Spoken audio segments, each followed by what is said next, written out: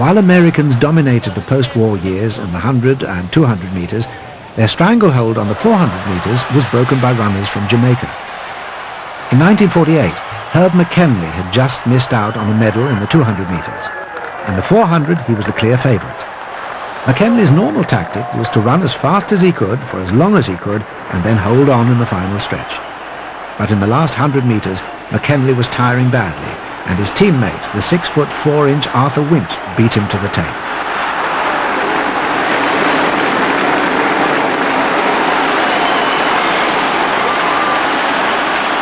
McKenlie had one final chance for a gold medal in London, the 4x400 metre relay.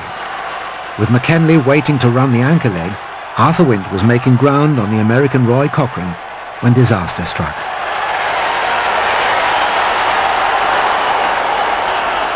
Wint pulled a muscle and was forced to stop. The Americans cruised home to an easy gold medal.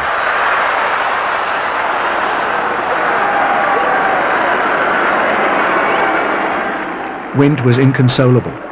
He was comforted by McKenlie, whose last chance of a medal at the London Games had gone. 4 years later, in Helsinki, it looked as if his Olympic jinx was going to strike again. Having lost the 100 metres, McKenlie's main opposition in the 400 again came from his compatriots. On the final straight, trailing George Roden, McKenlie left his finishing kick too late.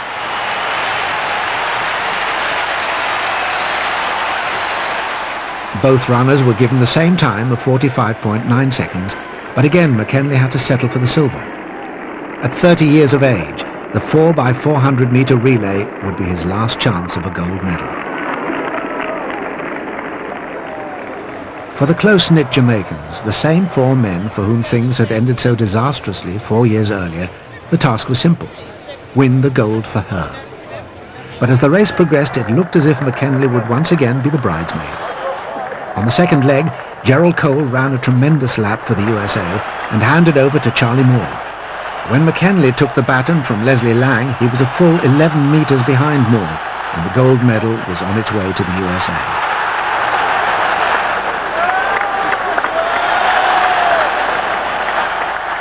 To the disbelief of the crowd and the Americans, McKenlie began to gain on Moore in the last 200 metres.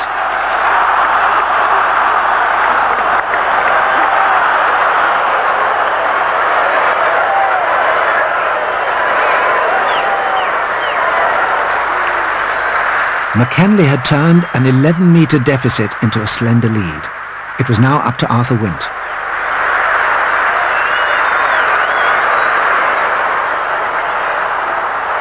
McKenlie had his gold medal.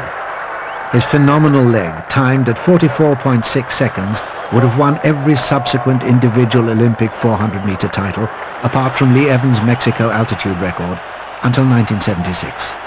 The Jamaican team smashed the relay record by an incredible 4.3 seconds.